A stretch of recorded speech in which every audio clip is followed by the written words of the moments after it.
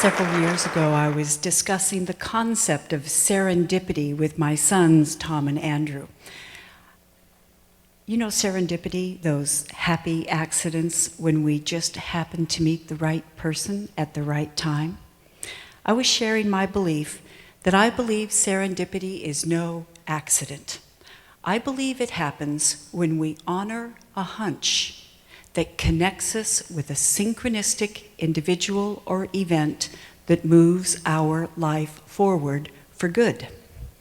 I could tell Tom and Andrew were intrigued, and they came up to me later and they said, "Mom, we really like that concept of SerenDestiny." Ooh, now I'm intrigued. I started interviewing people about that concept. I started asking, what are hunches?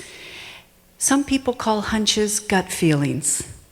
Some people call hunches precognition. Some people call hunches a sixth sense. Ralph Waldo Emerson called them the gleams of light which flash across the mind from within. Movie director Frank Capra called hunches creativity trying to tell us something. Aristotle called hunches the source of all scientific knowledge, which is intuition. Whatever hunches are, what I know for sure is that when we honor them in the moment, they set SerenDestiny in motion. Now, what is SerenDestiny? It's our best future. And here's one of my favorite examples. A few years ago, I'm at a conference, and there's only a few seats available, and I spy a friend across the room, so I start making my way over, and this hunch, this voice in my head says, "No, not there, here." I thought, here? I don't know anyone at this table. The hunch said, here. I sat down. This voice said, "Introduce yourself to the guy on the right." Okay. "Hi, I'm Sam Horn." "Hi, I'm Tom Toohey." "What brings you to the conference, Tom?" He said, "Well, I run a nonprofit called Dreams for Kids." I said, "Well, like what's an example of what Dreams for Kids does?" He thought about it for a moment and he said, "There's this wonderful young man named J.J. O'Connor. When J.J. was 17, he was playing hockey and he was blocked into the boards and he broke his neck and he became an instant quadriplegic.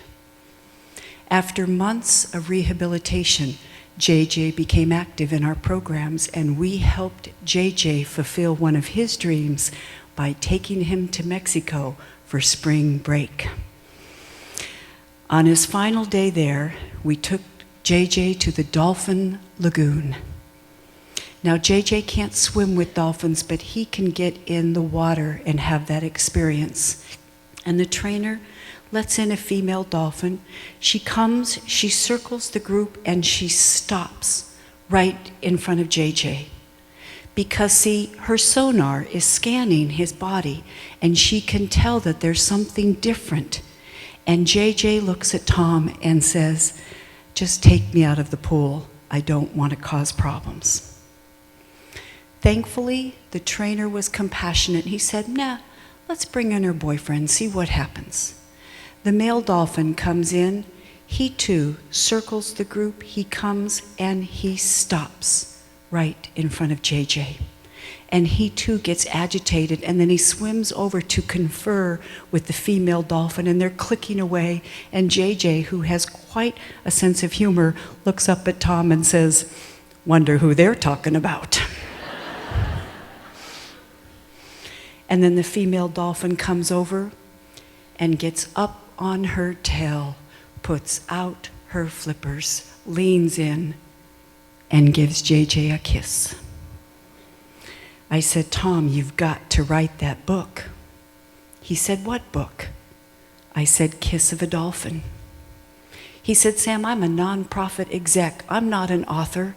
I said, "Tom, if as a result of writing that book, one person is motivated to go up to someone in a wheelchair and say hi, instead of avoiding them because they don't know what to say, will it have been worth it?"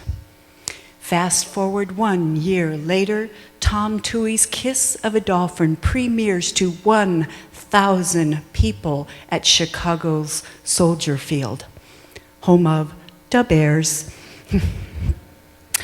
Based on that book and that event, people from 40 countries have asked to host Dreams for Kids activities in their area. Based on my SerenDestiny meeting with Tom, my son Andrew Horn interned for Dreams for Kids, and he discovered the work he was born to do, and he just opened the national office of Dreams for Kids in Washington, D.C., all because I honored a hunch and set SerenDestiny in motion. Now, you may be thinking, Sam, that's good for you and for Tom and Andrew and Dreams for Kids. What's it got to do with me? In the next few days, you are going to get a hunch. You're going to think, I should call that friend I haven't talked to in years. And when you do, they're going to say, you won't believe this. I was just thinking about you. You're going to get a nudge to pick up a newspaper you don't normally read, and when you do, it's going to have a piece of information that's exactly what you need. Your gut is going to hear about an event, and it's going to tell you, get up and go to the meeting. And yet you're going to be busy. You're going to think, I don't feel like it. I'm tired. I'll do it later. It won't be there later. If there's anything I've learned about hunches, is that if we don't act on them in the moment, the window of opportunity slams shut.